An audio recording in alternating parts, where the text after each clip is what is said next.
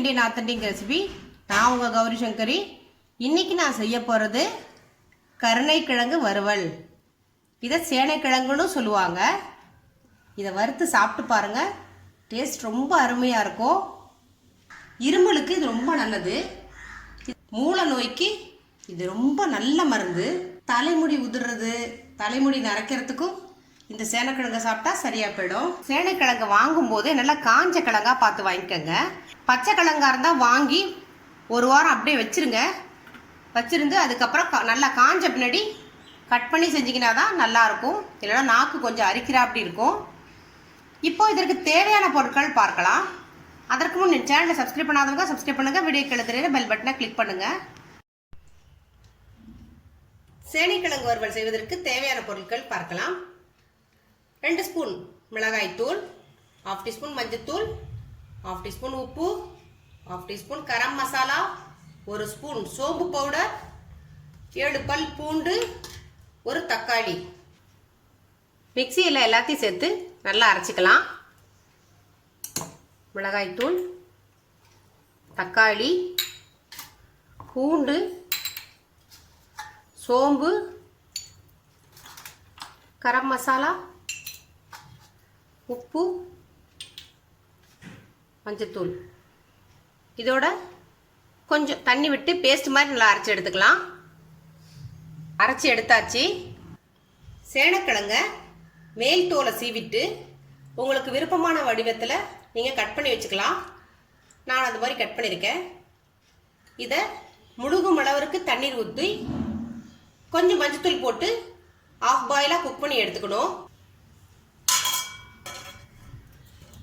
மூடி போட்டுடலாம். ஒரு 5 நிமிஷம் நல்லா வேகட்டும். இந்த மாதிரி கிழங்கு எடுத்துட்டு ஒரு நைஃப்பில் லைட்டாக அப்படி குத்தி பாருங்கள். வெந்துருச்சுன்னா தெரியும். இதில் இருக்க தண்ணியை கீழே விட்டுறணும். கிழங்கு நல்லா ஆறிடுச்சு. இப்போ மசாலாவை அப்ளை பண்ணிடலாம். அரைச்சி வச்ச மசாலாவில் இது போல் பூசி எடுத்து வச்சுக்கணும்.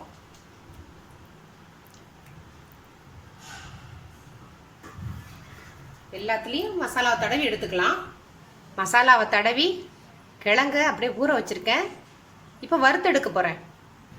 ஒரு பேனில் ஆயில் விட்டுக்கங்க. எண்ணெய் நல்லா காஞ்சிருச்சு. இப்போ வறுத்து எடுத்துக்கலாம்.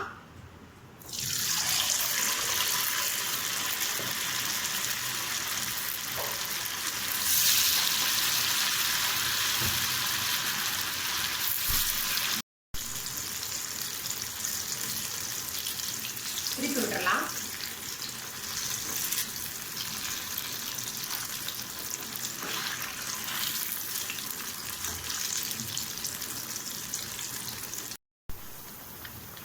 வறுபட்டுருச்சு, எடுத்துடலாம். இது போல எல்லாத்தையும் வறுத்து எடுத்துக்கலாம். மொறு மொறுன்னு எப்படி நல்லா வந்திருக்கு பாருங்க. இது போல நீங்களும் ட்ரை பண்ணி பாருங்க. ரொம்ப அருமையாக இருக்கும். இந்த சேனைக்கிழங்கு வறுவல் சாம்பார் சாதம், ரசம், தயிர் சாதம் போன்றவற்றுக்கு சைடிஷாக வச்சு சாப்பிட்டிங்கன்னா ரொம்ப நல்லாயிருக்கும். செஞ்சு பாருங்கள், சாப்பிட்டு பாருங்கள். இது போன்ற டிஃப்ரெண்ட்டான சமையல் குறிப்புகள் பார்ப்பதற்கு என் சேனலை சப்ஸ்கிரைப் பண்ணுங்கள். வீடியோ கீழே தெரியுற பெல் பட்டனை கிளிக் பண்ணுங்கள்.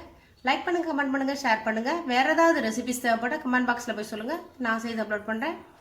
நன்றி.